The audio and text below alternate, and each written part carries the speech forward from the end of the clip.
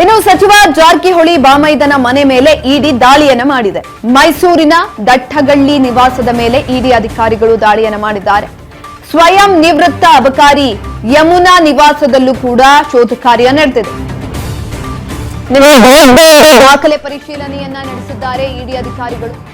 ಯಮುನಾ ನಿವಾಸದಲ್ಲಿ ಇನ್ನೂ ಕೂಡ ಶೋಧ ಕಾರ್ಯ ಮುಂದುವರಿತಾ ಇದೆ. ಮಹತ್ವದ ಮಾಹಿತಿ ಹಾಗೂ ದಾಖಲೆಗಳನ್ನ ಇಡಿ ಅಧಿಕಾರಿಗಳು ಸಂಗ್ರಹಿಸಿದ್ದಾರೆ. ಹೆಚ್ಚಿನ ವಿಚಾರಣೆಗಾಗಿ ಯಮುನಾಳನ್ನ ಈಗ ವಶಕ್ಕೆ ಕೂಡ ಪಡೆದುಕೊಳ್ಳಲಾಗಿದೆ. ದಟ್ಟಗಳ್ಳಿ ನಿವಾಸದಿಂದ ಇಡಿ ಅಧಿಕಾರಿಗಳೊಂದಿಗೆ ಯಮುನಾ ಅವರು ತೆರಳಿರುವಂತದ್ದು. ಪ್ರಕರಣದ ಕುರಿತು ಹೆಚ್ಚಿನ ಮಾಹಿತಿಯನ್ನ ಕೂಡ ಇಡಿ ತಂಡ ಇದೀಗ ಕಲೆ ಹಾಕ್ತಾ ಇದೆ. ಯಾಕಂತ ಅಂದ್ರೆ ನಿನ್ನೆಯಿಂದಲೂ ಕೂಡ ಶೋಧ ಕಾರ್ಯ ಆಗಿರುವಂತದ್ದು. ಬೆಳಗಾವಿಯ ದೂರದರ್ಶನ ಕೇಂದ್ರದಲ್ಲಿರುವಂತಹ ಮಂಜುನಾಥ್ ನಿವಾಸಕ್ಕೂ ಕೂಡ ಅಧಿಕಾರಿಗಳು ಎಂಟ್ರಿಯನ್ನ ಕೊಟ್ಟಿದ್ರು. ದಾಖಲೆಗಳ ಪರಿಶೀಲನೆಯನ್ನ ಕೂಡ ಮಾಡ್ತಾ ಇದ್ರು. ಸುಮಾರು 10ಕ್ಕೂ ಅಧಿಕ ಅರಸೇನಾ ಪಡೆ ಭದ್ರತೆಯಲ್ಲಿ ಈ ಒಂದು ದಾಳಿಯನ್ನ ನಡೆಸಲಾಗಿದ್ದಂಥದ್ದು. ಅಬಕಾರಿ ಹೆಚ್ಚುವರಿ ಆಯುಕ್ತ ವೈ ಮಂಜುನಾಥ್ ಅವರಿಗೆ ಸಂಬಂಧಿಸಿದಂತೆ ಬೆಳಗಾವಿ, ಮೈಸೂರು, ಜೊತೆಯಲ್ಲಿ ಬೆಂಗಳೂರು, ಅರಸೀಕೆರೆ ಸೇರಿ 6 ಕಡೆನೂ ಕೂಡ 10 ಕಡೆ ಒಟ್ಟು ದಾಳಿಯನ್ನ ಮಾಡಲಾಗಿರುವಂತದ್ದು. ಮಹತ್ವದ ಮಾಹಿತಿ ಜೊತೆಯಲ್ಲಿ ದಾಖಲೆಗಳನ್ನ ಇಡಿ ಅಧಿಕಾರಿಗಳು ವಶಕ್ಕೆ ಪಡೆದುಕೊಂಡಿದ್ದಾರೆ. ಅದರ ಜೊತೆಯಲ್ಲಿ ಯಮುನಾ ಅವರ ನಿವಾಸದ ಮೇಲೂ ಕೂಡ ದಾಳಿಯನ್ನ ಮಾಡಿದಂಥದ್ದು. ಎಸ್ಸಿ ಕುರಿತಾಗಿ ಹೆಚ್ಚಿನ ಮಾಹಿತಿಯನ್ನ ತಿಳ್ಕೊಳ್ತಾ ಹೋಗೋಣ. ನಮ್ಮ ಪ್ರತಿನಿಧಿ ಮಂಜುನಾಥ್ ಸಂಪರ್ಕದಲ್ಲಿದ್ದಾರೆ. ಎಸ್ ಮಂಜುನಾಥ್, ನಿನ್ನೆಯಿಂದಲೂ ಕೂಡ ದಾಳಿ ಆಗಿದೆ. ಸರಿಸುಮಾರು 18 ಗಂಟೆಗಳಾಗಿರುವಂತದ್ದು ದಾಳಿಯಾಗಿ. ಯಾವೆಲ್ಲ ಮಾಹಿತಿಗಳು ಸಿಕ್ಕಿದೆ, ಹೆಚ್ಚಿನ ಮಾಹಿತಿ ಕೊಡೋದಾದ್ರೆ? ಎಸ್, ಕರೆ ಕಟ್ಟಾಗಿದೆ. ಪ್ರಕರಣದ ಕುರಿತು ಹೆಚ್ಚಿನ ಮಾಹಿತಿಯನ್ನ ಇಡಿ ಅಧಿಕಾರಿಗಳ ತಂಡ ಇದೀಗ ಕಲೆ ಹಾಕ್ತಾ ಇದೆ. ಹೆಚ್ಚಿನ ಮಾಹಿತಿಗಾಗಿ ಇನ್ನೂ ಕೂಡ ಅಧಿಕಾರಿಗಳು ಮನೆ ಆಗಿರಬಹುದು, ಅದೇ ರೀತಿಯಾಗಿ ಕಚೇರಿ ಆಗಿರಬಹುದು, ಎಲ್ಲಾ ಕಡೆನೂ ಕೂಡ ದಾಳಿಯನ್ನ ಮಾಡ್ತಿದ್ದಾರೆ. ಅಲ್ಲಿಗೆ ಊಟ ತಿಂಡಿ ಪ್ರತಿಯೊಂದನ್ನು ಕೂಡ ತರಿಸ್ಕೊಂಡು ದಾಳಿಯನ್ನ ಮಾಡ್ತಾ ಇರುವಂತದ್ದು. ಇನ್ನೂ ಕೂಡ ತಲಾಶನ ಮಾಡ್ತಿದ್ದಾರೆ.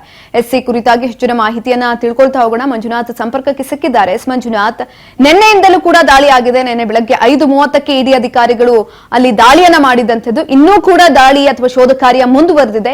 ಯಾವೆಲ್ಲ ಮಾಹಿತಿಗಳ ಲಭ್ಯ ಆಗಿದೆ, ಹೆಚ್ಚಿನ ಮಾಹಿತಿ ಕೊಡೋದಾದ್ರೆ?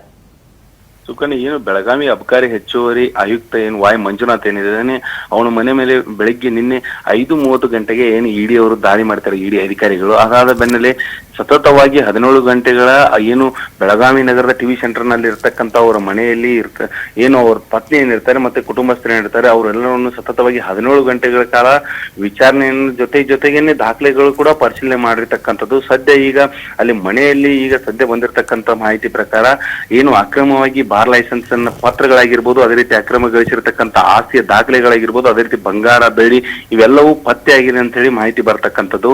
ಅದಲ್ಲದೆ ಏನು ಇವರಿಗೆ ಸಂಬಂಧಪಟ್ಟಿರ್ತಕ್ಕಂಥ ಏನು ಆಪ್ತ ಸ್ನೇಹಿತರಿರ್ಬೋದು, ಅದೇ ರೀತಿ ಏನು ಸಂಬಂಧಪಟ್ಟ ಸಹೋದ್ಯೋಗಿಗಳು ಅಧಿಕಾರಿ ವರ್ಗದಲ್ಲಿ ಈಗ ತುಮಕೂರು SP ಆಗಿರ್ಬೋದು, ಅದೇ ರೀತಿ ಏನು ಚಿಕ್ಕೋಡಿ DYSP ಆಗಿರ್ಬೋದು, ಇವರೆಲ್ಲರ ಮನೆಯನ್ನು ಕೂಡ ಸತತವಾಗಿ 17 ಗಂಟೆಗಳ ಬೆಳಗಾವಿ ನಗರದಲ್ಲಿ ಇರ್ತಕ್ಕಂಥ ಮನೆಗಳನ್ನ ತಲಾಶ್ ಮಾಡಿರ್ತಕ್ಕಂಥ ಇಡಿ ಅಧಿಕಾರಿಗಳು. ಇಲ್ಲಿವರೆಗೂ ಕೂಡ ಕೆಲವು ದಾಖಲೆಗಳು ಕೂಡ ಮಹತ್ವದ ದಾಖಲೆಗಳು ಸಿಕ್ಕಿದೆ ಅಂತ ಹೇಳಿ ಅಂದ್ರೆ ಈಗ ಮಾಹಿತಿ ಇರತಕ್ಕಂಥದ್ದು. ಸದ್ಯ ಇನ್ನೂ ಕೂಡ ಇಡಿ ಅಧಿಕಾರಿಗಳು ಇದನ್ನ ತಲಾಶೆಯನ್ನ ಇವತ್ತು ಕೂಡ ಮುಂದುವರಿಸುವ ಸಾಧ್ಯತೆ ಇರೋದ್ರಿಂದ ಇನ್ನೂ ಕೂಡ ಏನು ಈ ವಾಯ್ ಮಂಜುನಾಥ್ ಏನಿದಾನೆ ಇವನ ಮನೆಯಲ್ಲಾಗಿರ್ಬೋದು, ಅದೇ ರೀತಿ ಇವನ ಏನು ಆಪ್ತ ವಲಯದಲ್ಲಿ ಗುರುತಿಸಿಕೊಂಡಿರೋರ ಮನೆಯಲ್ಲಾಗಿರ್ಬೋದು ಮತ್ತು ರಿಯಲ್ ಎಸ್ಟೇಟ್ ಉದ್ಯಮಿ ಆಗಿರ್ಬೋದು, ಇವರಲ್ಲಿ ಮಹತ್ವದ ದಾಖಲೆಗಳು ಕೂಡ ಏನು ಸಿಗುವಂತ ಎಲ್ಲಾ ನಿಟ್ಟಿನಲ್ಲಿ ಕೂಡ ಏನು ಇಡಿ ಅಧಿಕಾರಿಗಳು ಕೂಡ ಈಗ ತಲಾಶೆ ನಡೆಸ್ತಾ ಇರುವಂತದ್ದು. ಒಟ್ಟಾರೆಯಾಗಿ ಹೇಳ್ಬೇಕಂದ್ರೆ ಇದೊಂದು ಏನು ಒಂದೇ ದಿನಕ್ಕೆ ಮುಗಿಯುವಂತ ಏನು ಇವರು ಏನು ಇಡಿ ಅಧಿಕಾರಿಗಳು ಬಂದಿದ್ರು, ಆದ್ರೆ ಅವ್ರಿಗೆ ಸಿಗ್ತಕ್ಕಂಥ ದಾಖಲೆಗಳನ್ನ ನೋಡ್ತಾ ಇದ್ರೆ ಇದು ಇನ್ನೂ 3 ದಿನಗಳ ಕಾಲ ಸತತವಾಗಿ ಅಂದ್ರೆ ಇವತ್ತು ಆಗಿರ್ಬೋದು, ನಾಳೆನೂ ಆಗಿರ್ಬೋದು, ಮುಂದುವರಿಯುವ ಸಾಧ್ಯತೆ ಇರತಕ್ಕಂಥದ್ದು. ಸುಕನ್ಯಾ, ಧನ್ಯವಾದಗಳು ಮಂಜುನಾಥ್ ರೆಡ್ಡಿ ಹೆಚ್ಚಿನ ಮಾಹಿತಿಗಾಗಿ.